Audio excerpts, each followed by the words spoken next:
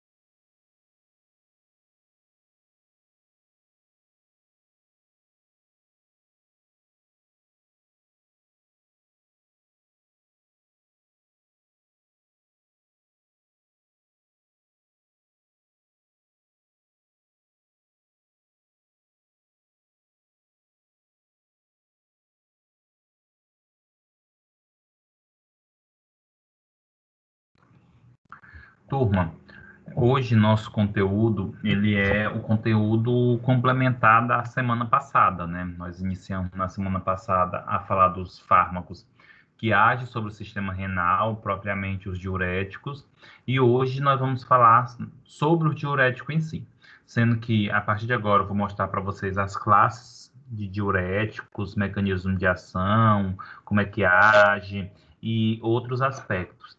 E na aula anterior, né, na aula da semana passada, eu mostrei para vocês alguns aspectos fisiológicos, né, do sistema renal. E hoje será os fármacos em si.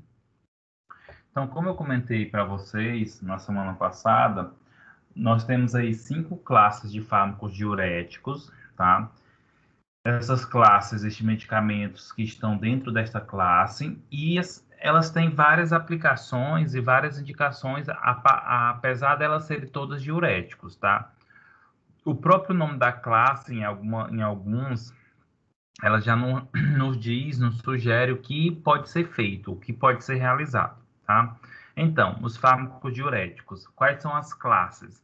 Diuréticos tiazídicos e correlatos, diuréticos de alça ou potente, diurético poupadores de potássio, diuréticos inibidores da anidrase carbônica e diuréticos osmóticos. Turma, em relação aos diuréticos tiazídicos e correlatos, nós temos aí como fármacos que pertencem a essa classe a clorotiazida, a clotalidona, a hidroclorotiazida, indapamida e metolazona, sendo que desses daí a clorotiazida e a hidroclorotiazida são as mais comuns, são as mais conhecidas, tá? Em relação ao diurético de alça, gente, ou potente, o próprio nome já está dizendo, diurético de alça, que esse diurético de alça, eles agem sobre a alça de Henle, tá? E eles são chamados aí, ó, diuréticos potentes. Por quê? Porque são diuréticos que têm maior ação das outras classes, ou seja, é o diurético que mais leva à produção de urina, é esses diuréticos potentes. Dentre os diuréticos potentes, né, ou de alça, nós temos aí o acetacrínico, a bumetanida, a furosemida e a tosemida, sendo aí os mais conhecidos, né, furosemida e acetacrínico.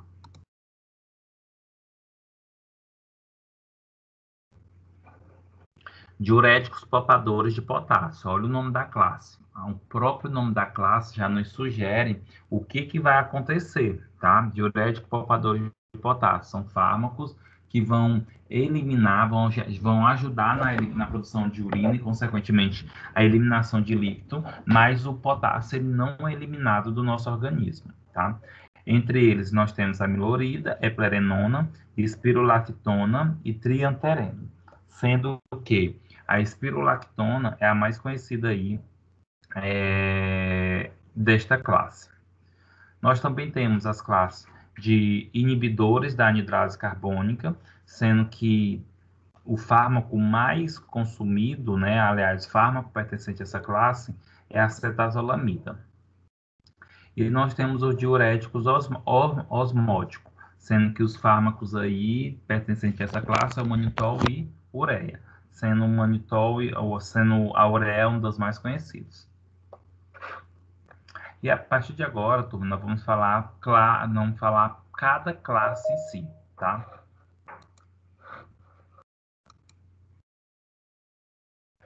Então, em relação aos diuréticos tiazídicos e correlatos, né? Os agentes tiazídicos e correlatos. São os fármacos diuréticos mais amplamente utilizados, e isso, turma, a gente pode ter como base a hidroclorotiazida, né?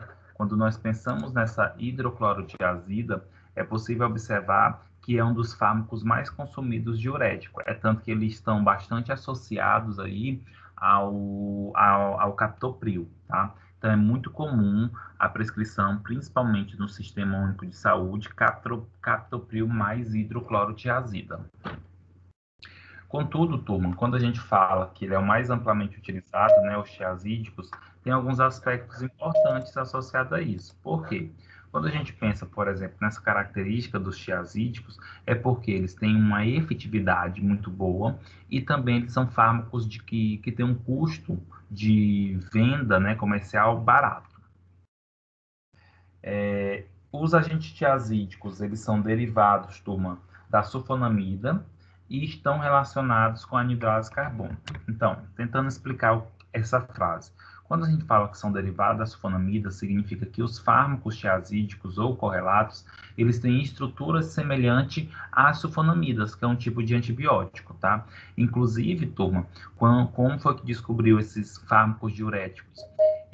Tiazídico. Esses fármacos, gente, eles foram descobertos a partir do momento que faziam experimentação com ratos, né? Davam antibióticos, né, para os ratos, para tratar a infecção, e percebia que os ratos que recebiam esses antibióticos pertencentes à classe da sulfonamida, eles ficavam com um seixo, né? Ficava com um pó de madeira que ficava na gaiola mais molhado, ou seja, produzia-se mais urina. E aí perceberam que a sulfonamida ela poderia ter um efeito aí diurético, tá? Além disso, os fármacos tiazídico-correlatos, eles também têm ação de inibir a anidrase carbônica. Eu vou voltar aqui o slide só para mostrar para vocês que que existe uma classe só de inibidores da anidrase carbônica. Logo, essa enzima anidrase carbônica, ela deve ter alguma característica, aliás, ela tem alguma característica importante aí na produção da urina que a gente vai verificar quando chegar nesta classe aqui.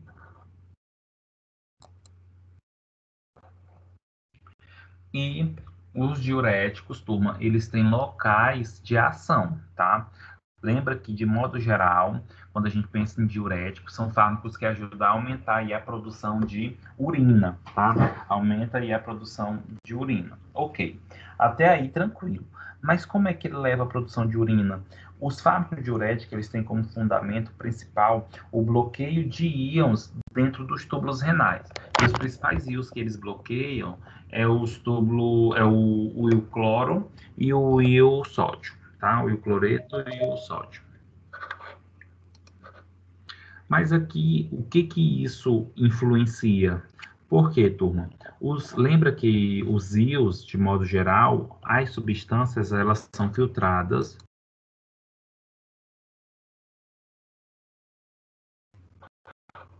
As substâncias, elas são filtradas pelo glomérulos ou secretada pelo plexo capilar, e essas substâncias elas vão para dentro do túbulo renal. Lá no túbulo renal, essas substâncias elas podem ser reabsorvidas ou não. Se forem reabsorvidas, elas voltam para a corrente sanguínea, e aí isso não é tão bom. O que que acontece? Os medicamentos diuréticos, eles têm como bloquear o transporte, principalmente dos íons. E o que que isso influencia? Uma vez que esses íons eles ficam bloqueados dentro dos tubos renais, eles não são reabsorvidos e acabam indo para a urina, carregando com ele a água. Até porque o sódio, gente, e o cloreto, eles são apaixonados pela água. Por isso que ocorre aí esse transporte. E o principal local de ação desses fármacos tiazídicos, como a hidroclorotiazida, é no túbulo distal.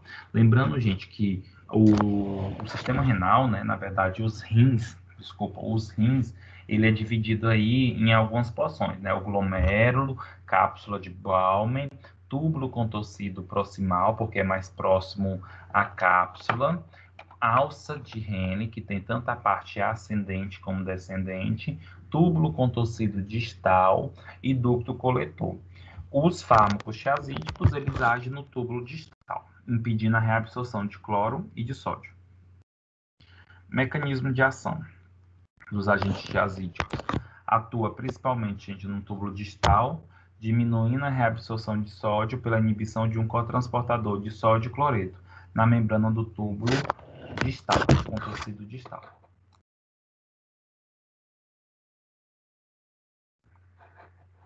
Então, gente, se tem um cotransportador e possivelmente esse cotransportador é uma proteína, esse cotransportador ele tem a capacidade de transportar os íons que estão dentro do túbulo renal para o sangue. E aí o que é que faz o diurético? Bloqueia esse transporte.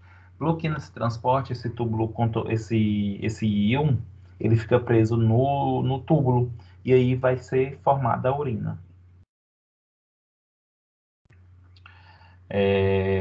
Mecanismo de ação, consequentemente, né, esses tiazídicos eles aumentam a concentração do sódio cloreto no líquido tubular, ou seja, prendendo esses íons no líquido.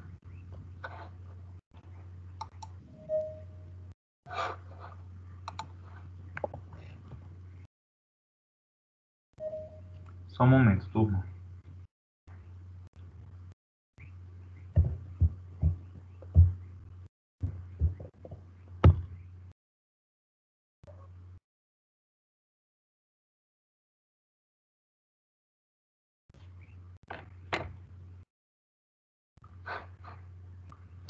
E aí, turma, essa imagem, né, esse slide 14, ele mostra muito bem isso que eu estou comentando aqui com vocês em relação ao cotransportador e o bloqueio.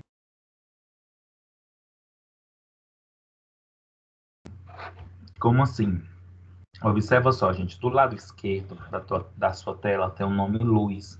E aí, quando a gente fala nessa parte aí, luz, eu estou me referindo à luz do túbulo, né? A região oca do túbulo contorcido, tá? Que é o túbulo contorcido distal.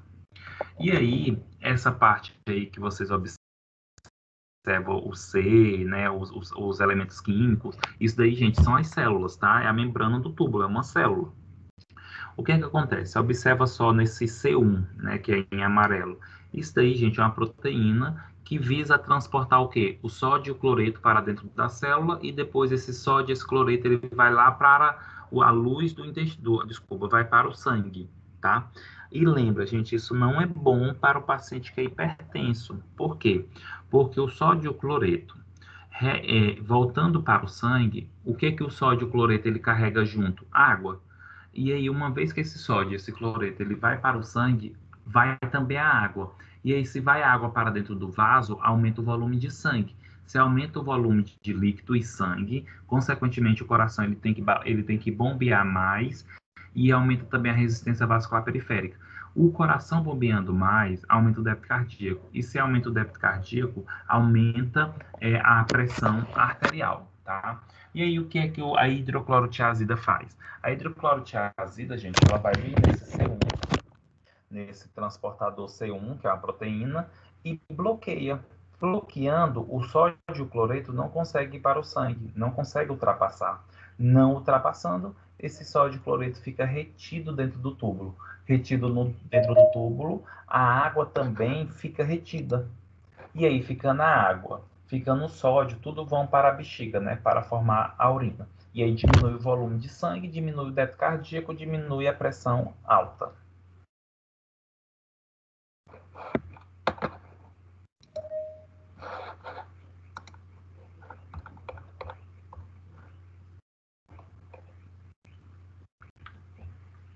Quais são os fármacos, turma, que pertencem aí à classe dos tiazídicos? Nós temos a clorotiazida, clotalidona, hidroclorotiazida, idapamida e metolazona, sendo os mais conhecidos e os mais usados, clorotiazida e hidroclorotiazida.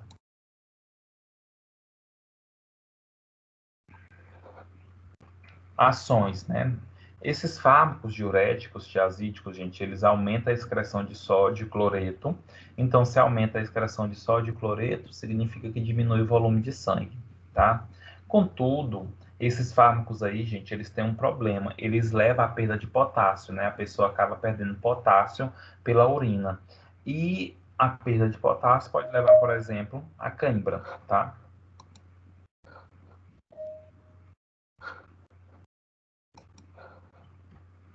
Além disso, pode ter perda de magnésio e pode ter diminuição da excreção de cálcio. Aí é um problema, porque se diminuir a excreção de cálcio, esse cálcio ele pode ficar em maior quantidade na corrente sanguínea. E aí, gente, esse excesso de cálcio na corrente sanguínea pode levar a alguns problemas, tá? Como, por exemplo, a formação de cálculo vesicular ou cálculo renal.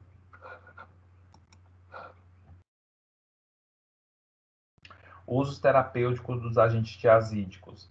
Eles podem ser utilizados para hipertensão, insuficiência cardíaca, hipercalciúrica, tá? Porque aí também, quando a gente fala hipercalciúrica, a gente está falando que está tendo um aumento da eliminação de cálcio na urina. E isso não é bom, né? A perda de cálcio demais em grande quantidade na urina. A gente tem um limite. Se tiver muito, isso pode levar a alguns problemas, como, por exemplo, é, a possibilidade do surgimento de cálculos renais, tá? Ou até mesmo algumas debilidades, como a evolução para insuficiência renal. Usos terapêuticos aí do tiazídico também pode ser utilizado no diabetes insípido. Agora, só um adendo aqui, gente. Os diuréticos, eles não são fármacos que tratam diabetes, tá? Não trata. Ele não é um hipoglicemiante oral. Contudo, o que acontece em relação aos diuréticos? Os diuréticos, turma, por eles eliminarem mais líquido, facilitar que elimine mais líquido, isso faz com que o sangue ele circule mais rapidamente e tenta diminuir as concentrações, por exemplo, de glicose, de açúcar, tá? E acaba sendo eliminado mais açúcar na urina. Contudo, turma, isso não substitui os medicamentos hipoglicemiantes, tá? Então, por favor, não vão sair dizendo aí que diurético trata diabetes. Não, não trata. Mas, por exemplo, quando um paciente ele precisa fazer o uso de diuréticos, tá? Eles precisam fazer o uso de diuréticos. E aí, o que acontece? E tem diabetes, por que não dá, por exemplo, um diurético que ajuda a eliminar essa glicose do sangue, né? Para diminuir as taxas. Então, é possível.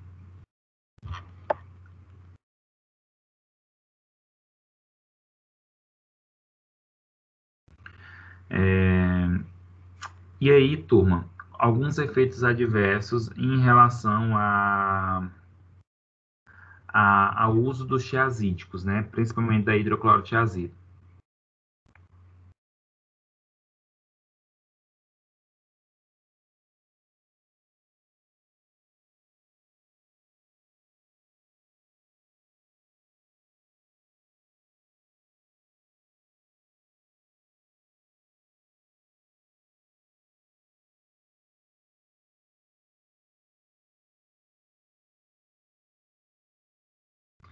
Turma, é muito importante vocês conseguirem compreender essas definições, esses termos aqui, tá? Então, por exemplo, quando a gente fala hiporcalemia é uma baixa quantidade de potássio, tá? Que também pode ser chamado de hipopotassemia. Então, calemia, mia, lembra que quando a gente fala mia é sangue, tá? Então, hipo baixa, cale vem de potássio. Então, hipocalemia é uma diminuição do potássio. Então, pessoas que usam demais esses diuréticos aqui, da classe dos tiazídicos, eles têm perda de potássio, então eles têm maior probabilidade de ter cãibras, tá? Hipornatremia, mia, sangue, e por baixo, natremia significa sódio, tá? Então, baixa quantidade de sódio no sangue. Hiperuricemia, quando a gente fala hiper, aumento, uricemia, gente, é o aumento de ácido úrico, então tem que tomar muito cuidado nesses pacientes aqui que precisam utilizar tiazídico e já tem uremia, tá? Ácido úrico, desculpa, nas articulações. Hipercalcemia, aumento de cálcio na corrente sanguínea. Hiperglicemia, pode ter um aumento de açúcar no sangue. Hiperlipemia, pode ter aumento de lipídio no sangue, como colesterol, triglicerídeo. E hipersensibilidade. Olha só, turma, essa hiperlipemia que é muito comum, tá, gente? Pacientes hipertensos e com sobrepesos e obesos, ou até mesmo pacientes que têm, literalmente por exame, uma dosagem do colesterol e triglicerídeo aumentado. E nesse caso aqui, é importante com que o indivíduo não utilize esse tipo de medicamento, para não aumentar essas taxas de lipídios.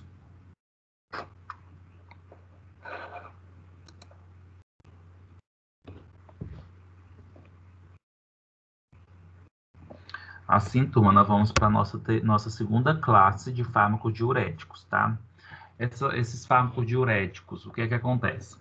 Essa segunda classe é chamada de diuréticos de alça ou potente. Quando a gente fala de diurético de alça, eu já estou me referindo a onde é que ele vai agir. Vai agir na alça de Henle, tá? Quando a gente fala diuréticos potentes, significa que são os diuréticos que mais produzem urina, tá? Por isso que eles são considerados potentes. Eu vou até voltar o slide só para vocês lembrarem aonde é que está essa alça.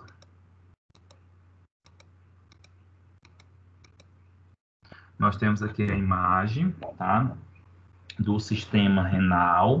E aí, turma, a alça de Henle é essa parte do cano, dos túbulos em amarelo mais fininho, tá? Aí a parte que desce é chamada de descendente e a parte que sobe é chamada de ascendente. Aí que está a alça de Henle.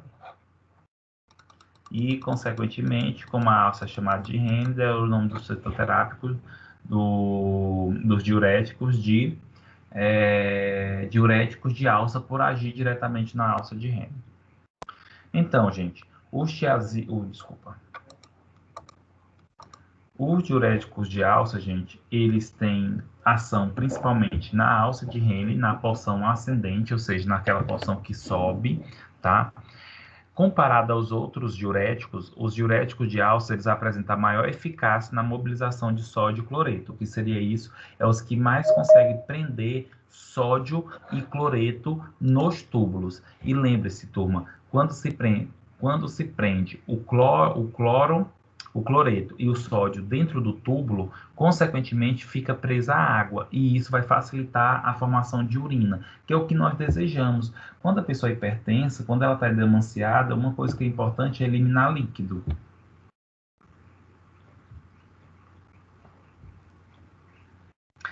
E os diuréticos, gente, de alça, eles produzem uma grande quantidade de urina, por isso que eles são chamados aí potentes. Uma coisa que nós temos que observar aqui nesse sentido, né, em relação ao diurético de alça, nós temos que observar que, turma,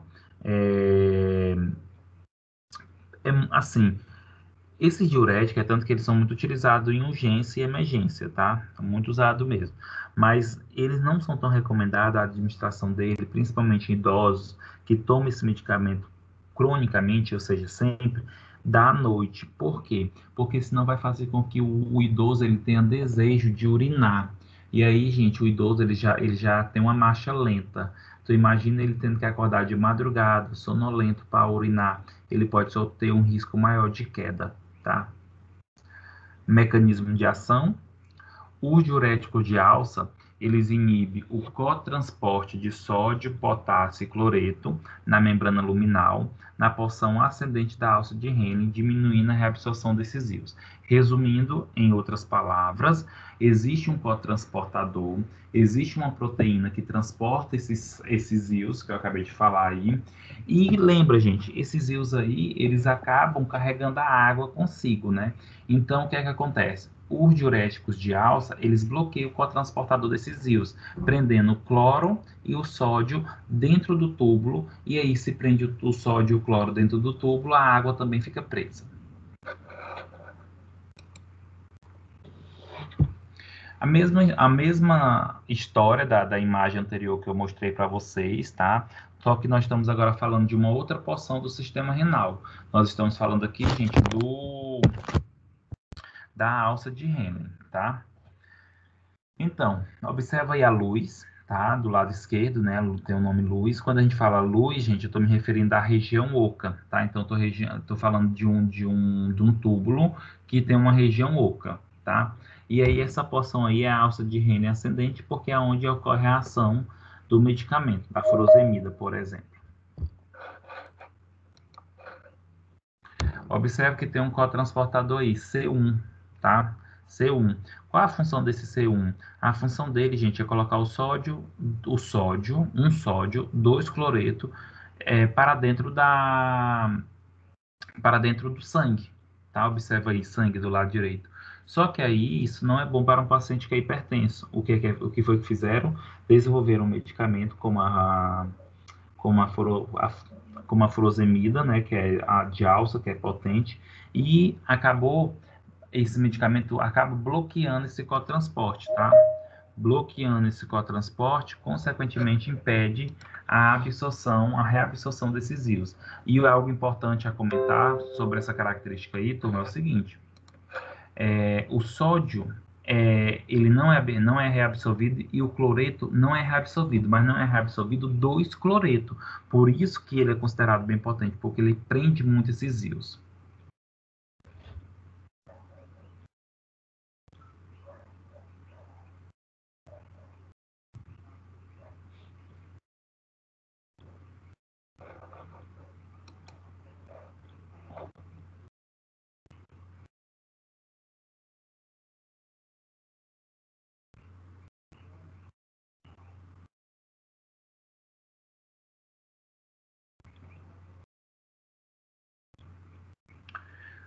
Quais são os fármacos, turma, que são considerados diuréticos de alça ou potente?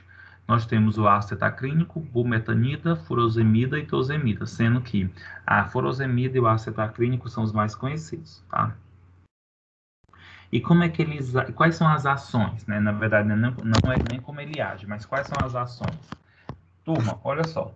Os diuréticos de alça, eles aumentam o conteúdo de cálcio na urina, então eles acabam levando à perda de cálcio, tá? Pode ocorrer perda de magnésio, e aí lembra que o magnésio é um sal mineral importantíssimo para várias reações metabólicas, então precisa ter ele no nosso organismo, tá? Contudo, esses diuréticos de alça, eles diminuem a resistência vascular renal e aumentam o fluxo sanguíneo renal. Então, isso facilita, por exemplo, a filtragem, a limpeza do sangue, tá? Lógico, isso se os rins estiver funcionando, porque nós ainda temos o problema de tomar muito cuidado em usar diurético quando o indivíduo tem insuficiência renal, porque isso pode levar a uma sobrecarga dos rins e não conseguir funcionar mais adequadamente. Os diuréticos de alça, turma, eles aumentam a síntese de prostaglandina, as quais exercem um papel na sua ação diurética. Turma, não sei se vocês se recordam na nossa aula de anti-inflamatórios, mas eu comentei para vocês que existe uma cascata aí chamada cascata do ácido araquidônico, que ela é importante na produção de substâncias, tais como prostaglandina. O problema é que existem prostaglandinas benéficas e outras maléficas, e o que vai determinar isso é o tipo de enzima que vai converter esse ácido araquidônico nas prostaglandinas. E entre as prostaglandinas benéficas, nós temos aí as prostaglandinas que agem no sistema renal, facilitando aí para que ele sofra o processo de diurese, que teoricamente é bom, tá?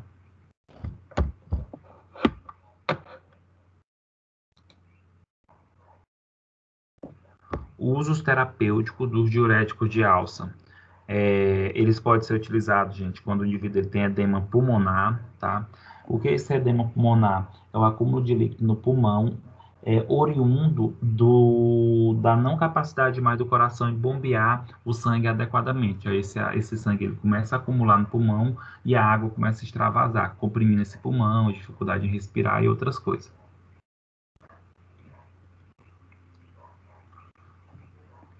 Gente, o diurético de alça, devido ao seu início de ação rápido, quando é administrado por via intravenosa, esses fármacos são úteis nas situações de emergência, tais como edema pulmonar agudo. Ou seja, e não somente isso, mas na hipertensão arterial também. É muito comum o uso da furosemida, tá, gente, intravenosa, quando a pessoa chega em caso de urgências.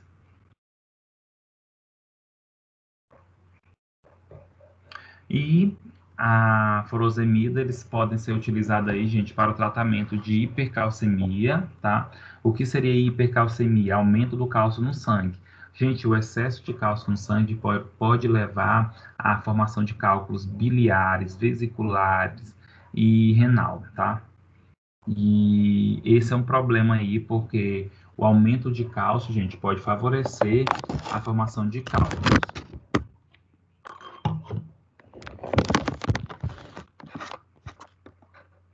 E o diurético de alça, eles podem levar aí o aumento do potássio, né? Eles acabam levando a hiperpotassemia.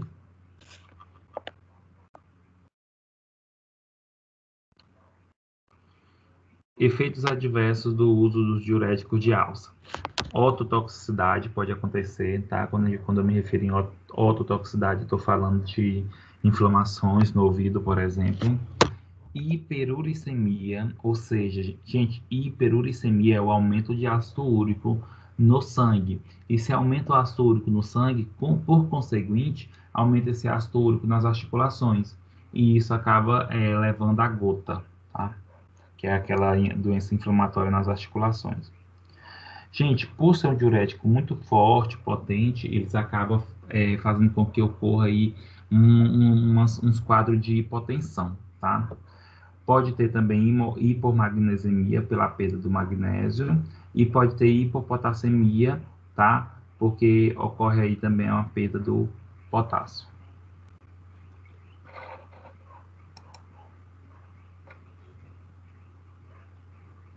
Turma, alguma pergunta, algum comentário?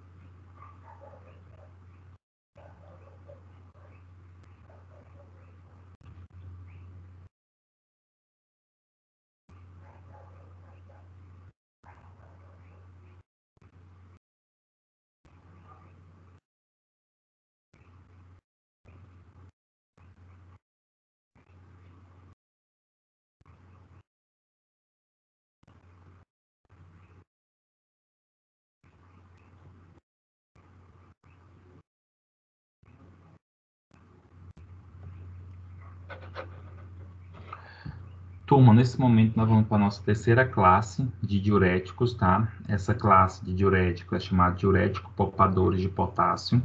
Pelo próprio nome, nós já sabemos uma das ações desse diurético, né? Que é poupar potássio, ou seja, impedir com que ele não se perda, não seja eliminado na urina. E por um lado é bom, tá, turma? Principalmente, por exemplo, quem é atleta. Quem é atleta, é importante que, se precisar utilizar algum diurético, utilize o potássio, porque o potássio ajuda a controlar as contrações involuntárias musculares. Gente, o principal uso desse diurético poupador de potássio, como a espirulactona, é o tratamento da hipertensão juntamente com o diurético tiazídico, tá?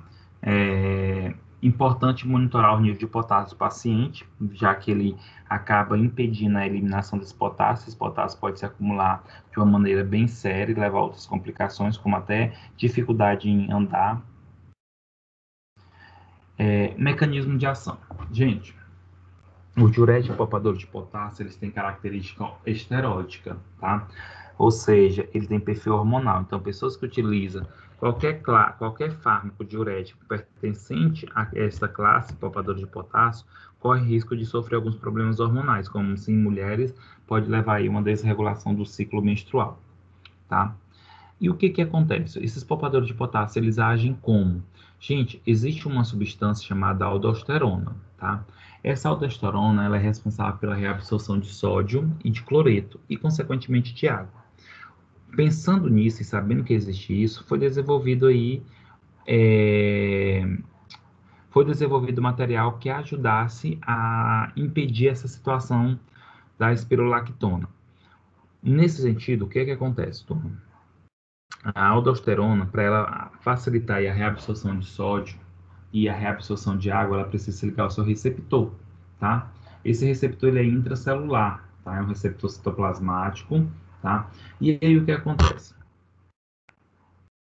Quando se dá a espirulactona, essa espirulactona, ela bloqueia esse receptor.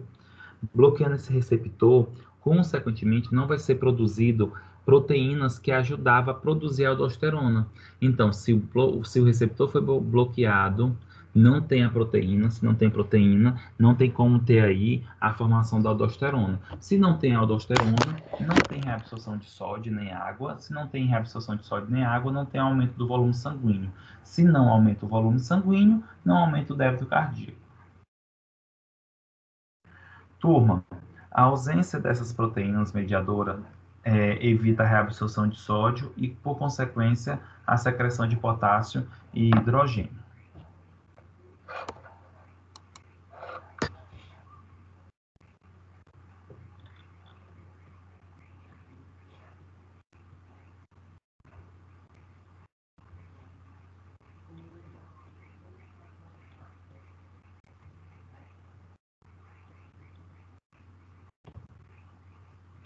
Quais são os fármacos diuréticos poupadores de potássio?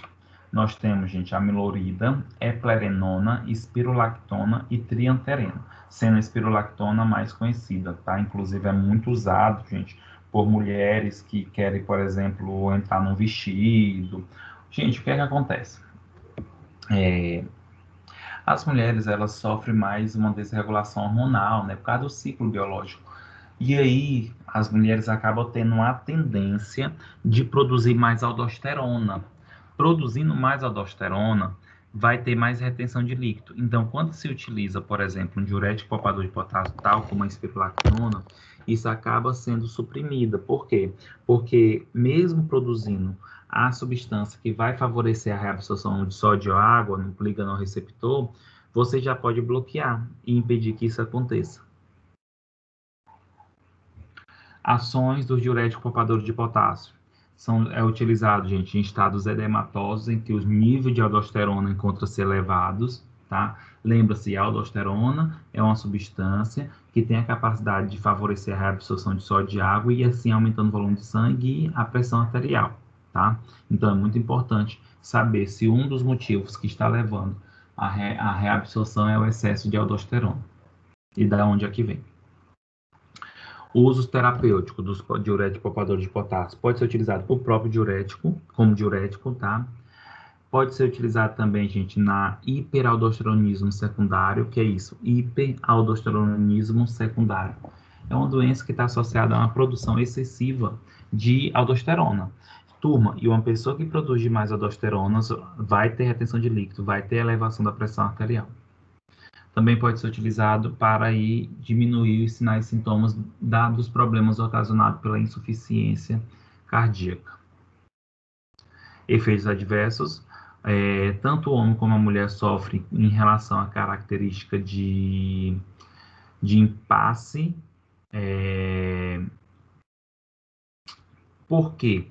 Tanto o homem como as mulheres sofrem esse impasse aí. Por quê, turma? Os diuréticos poupadores de potássio, eles são diuréticos hormonais, né? Característica hormonal. Então, isso acaba influenciando nos homens e nas mulheres. Nos homens, gente, pode levar a ginecomastia, tá? Que é o aumento das mamas. E nas mulheres, desordens menstruais e hiperpotassemia, o aumento de potássio na corrente sanguínea.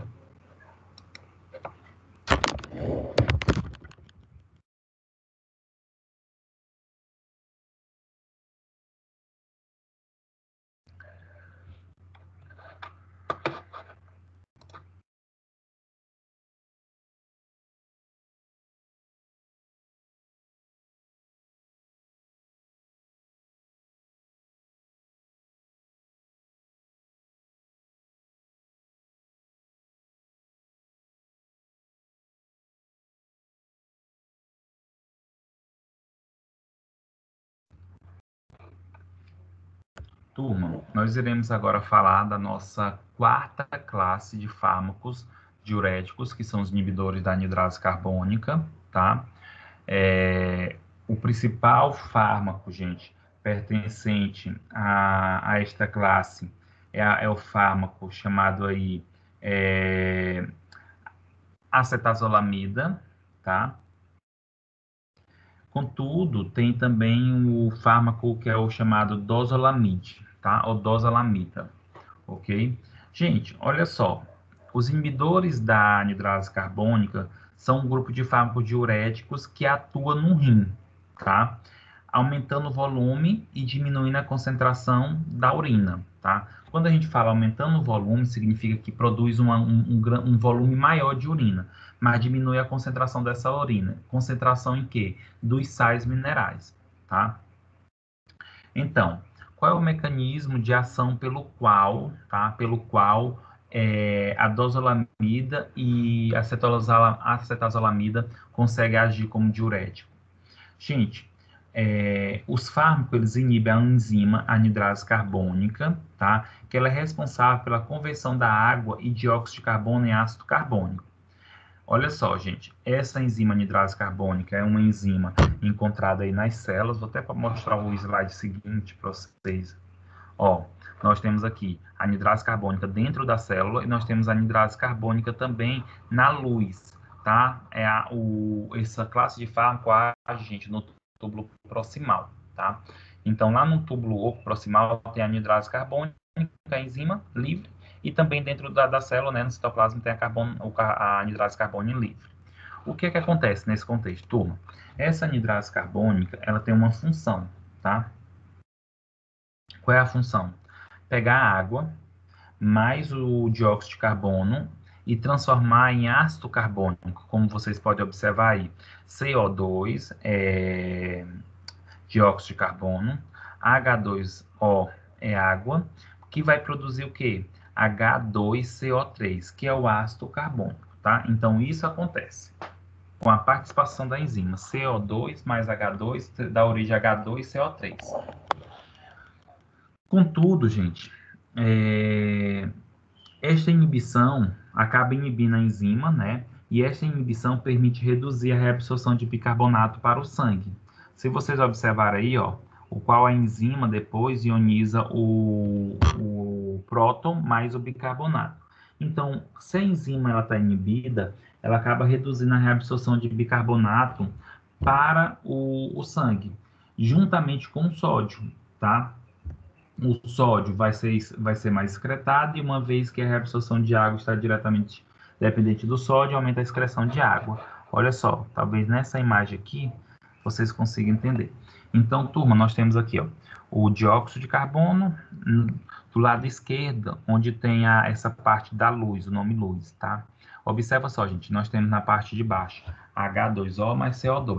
Esse H2O mais CO2, ele está sendo convertido em quê? Está sendo convertido aí em ácido carbônico pela enzima anidrase carbônica. O que acontece? Essa enzima anidrase carbônica, ela depois que converteu aí em ácido carbônico, vai ionizar e vai dar origem a bicarbonato mais próton. Vai dar origem aí ao bicarbonato mais próton. E esse bicarbonato, ele vai produzir o bicarbonato de sódio. Só que, gente, quando ocorre essa inibição dessa anidrase carbônica, nada disso acontece. Se nada disso acontece, o bicarbonato ele não vai ser reabsorvido e não sódio, acumulando sódio no túbulo. Uma vez que acumula esse sódio no túbulo, aumenta o volume de sangue. Aumentando o volume de sangue, aumenta aí a pressão arterial. E aí, bloqueando esse sódio,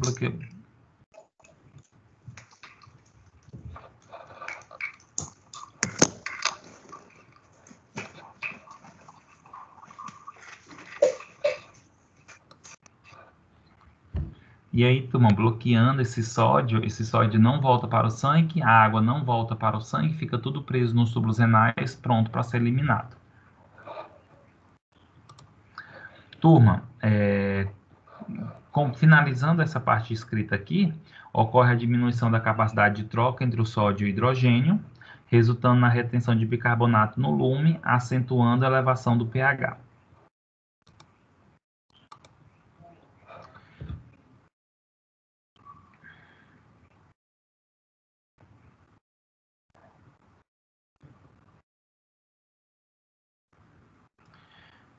Qual é a aplicação aí, gente, o uso terapêutico dos diuréticos inibidor da anidrase carbônica? O tratamento do glaucoma, tá? Não sei se vocês sabem, mas o glaucoma é um aumento aí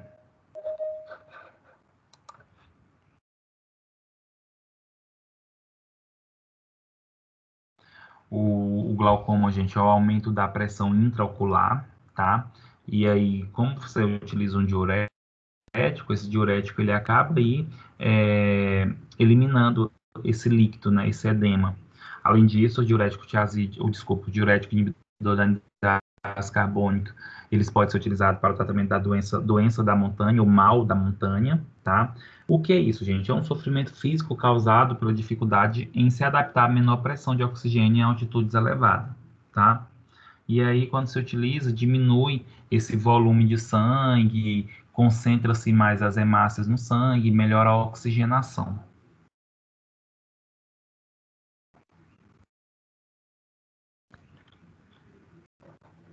E efeitos adversos dos inibidores da anidrase carbônica, acidose metabólica, perda de potássio, cálculos renais, sonolência e parestesia, tá? Que é a diminuição do movimento corporal ou de alguns músculos.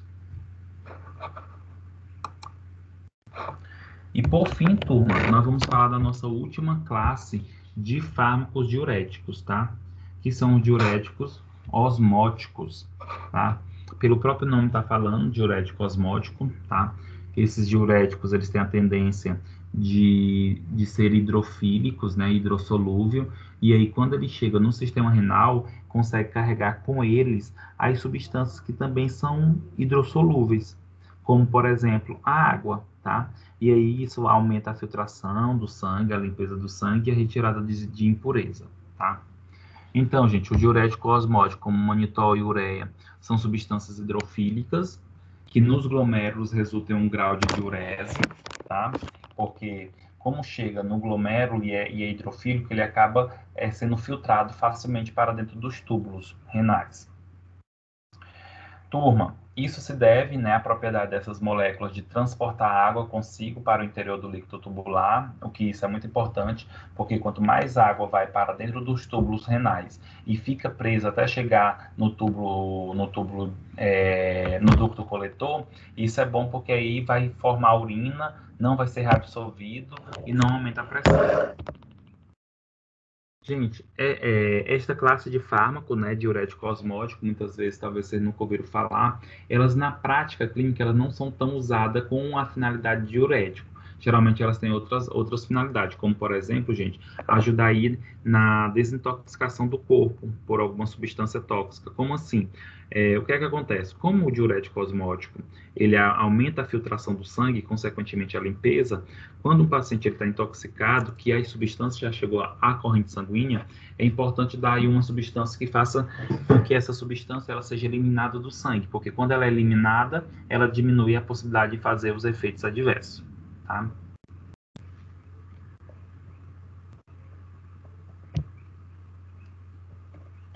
Principais indicações, né, do diurético osmótico: tratamento de pacientes com pressão intracraniana elevada ou insuficiência renal aguda decorrente de choque, toxicidade por drogas ou traumatismo, tá?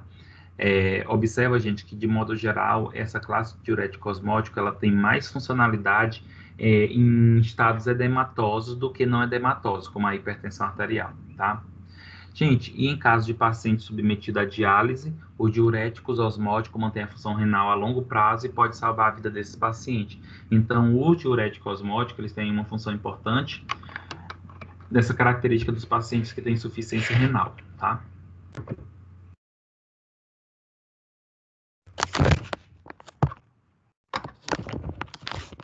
Pessoal, Oi.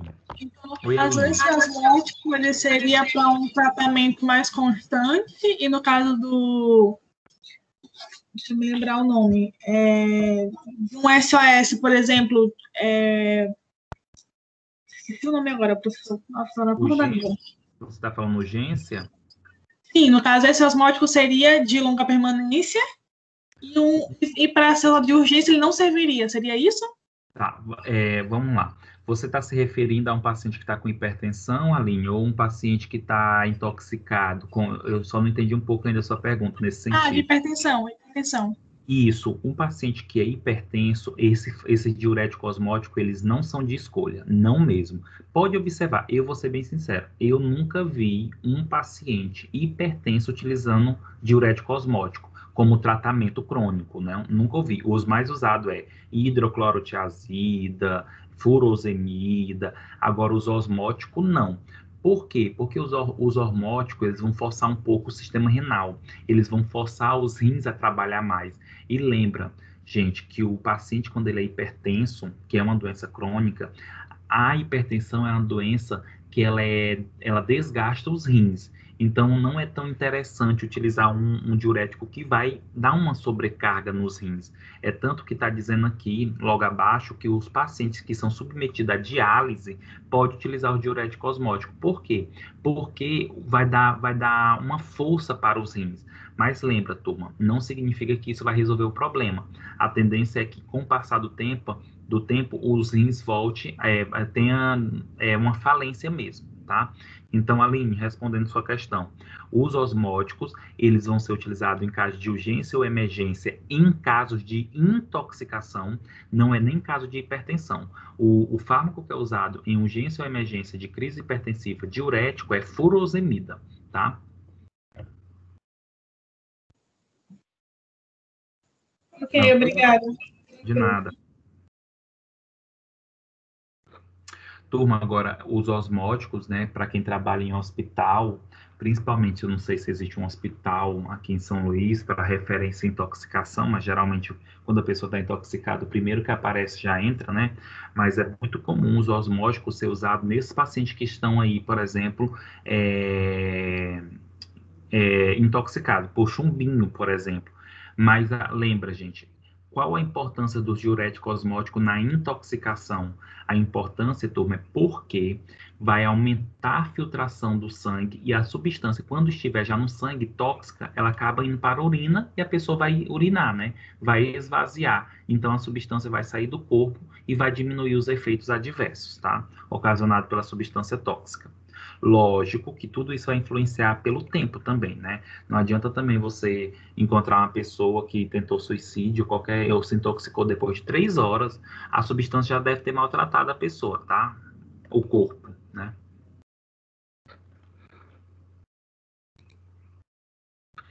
Turma, a esses 3 últimos slides desse conteúdo aqui de diuréticos, eles é só uma recapitulação do que a gente já falou, tá?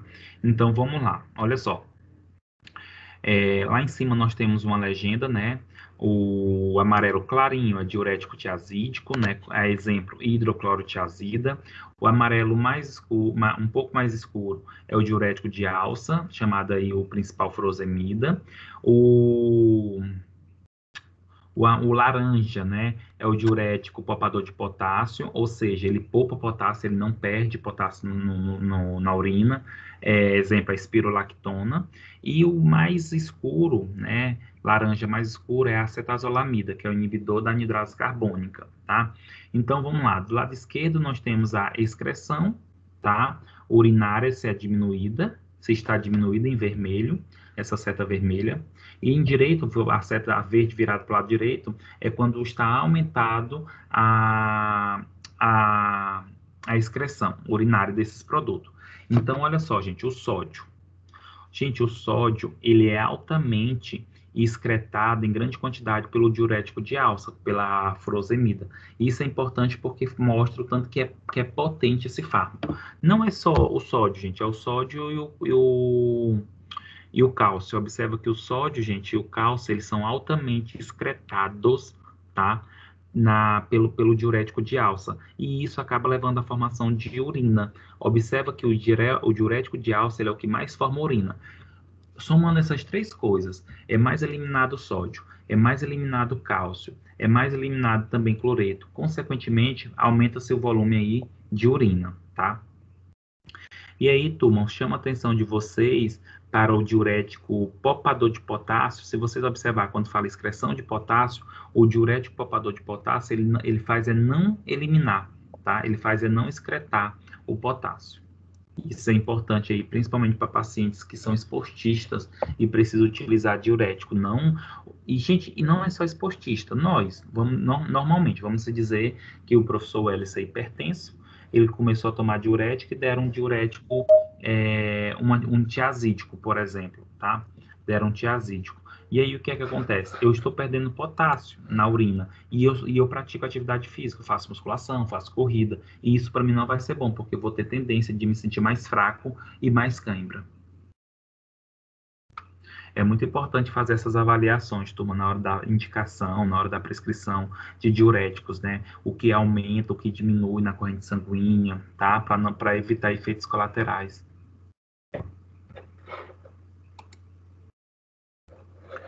Turma, aqui é uma revisão da onde age os fármacos, tá? Então, começando pelos tiazídicos. Os tiazídicos, o local de ação deles é no túbulo contorcido distal. Gente, por que que é túbulo contorcido distal? Contorcido porque eles não são retos e distal porque ele fica mais distante do glomérulo, que é esse conjunto aí de arteríola vermelha, tá? E os tiazídicos, gente, eles inibem a reabsorção de sódio e cloreto pelo bloqueio de um transportador, tá?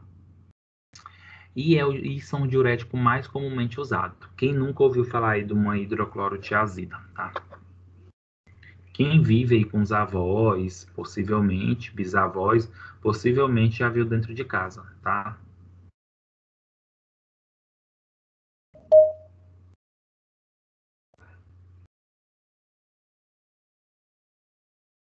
Só um momento, turma.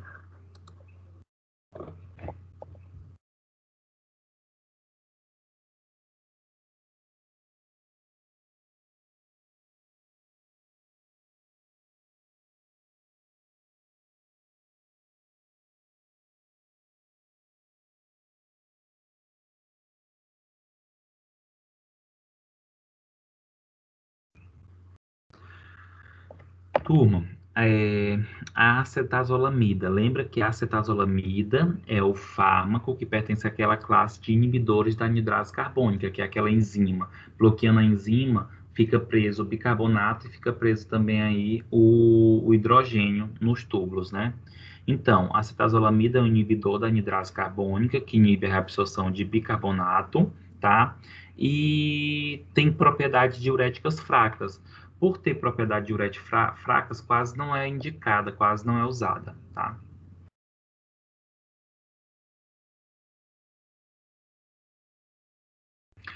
Turma, a bumetanida, furosemida, tosemida e o ácido etacrínico, que são aqueles fármacos lá potentes, né? Os que agem na alça de Henle. Então, o diurético de alça inibe o cotransportador de sódio, potássio e cloreto na porção ascendente da alça de Henle, resultando na retenção de sódio, cloreto e água no túbulo, ou seja, em maior quantidade. Por isso que produz muita urina, nesse caso são diuréticos mais eficazes. E por último, nós temos aqui os diuréticos, né, poupadores de potássio, que é a espirulactona, milorida e triantereno. A espirulactona é um antagonista da aldosterona. Lembra, gente, que a aldosterona é uma substância que acaba reabsorvendo sódio e água. Isso é ruim para quem é hipertenso, porque aumenta o volume de sangue, aumenta o débito cardíaco e, consequentemente, a pressão alta, tá? A pressão arterial. A milorida e triantereno bloqueiam os canais de sódio, tá? Impedindo a sua passagem. E, de modo geral, gente, esses fármacos, eles são agentes que podem evitar a perda de potássio, o que isso é muito importante para evitar contrações musculares involuntárias. E por último, turma, esse slide ele mostra o que eu falei anteriormente para vocês, né? Os diuréticos osmóticos, que agem diretamente no glomérulo, tá? O diurético de alça, que age bloqueando a alça de Henle, né, o cotransportador na alça de Henle, os tiazídicos, que agem aqui no tubo contorcido distal, que é o número 3, tá? E a milorida e espirulactona, que são os poupadores de potássio, que agem mais nessa região aqui do túbulo do ducto coletor. Turma, e essa é a nossa aula de diuréticos, tá? Que começou semana passada, eu dividi em dois momentos, tá? A primeira, eu falei sobre a fisiopatologia, né, de algumas doenças, a fisiologia renal, alguns aspectos da formação de urina, e hoje eu falei dos fármacos, das 5 classes de medicamentos que são diuréticos, as suas características, mecanismos de ação e outros efeitos, ok? Alguma dúvida, alguma pergunta, algum comentário?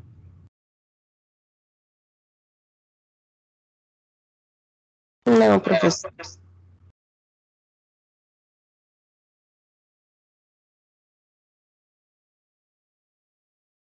Turma, então,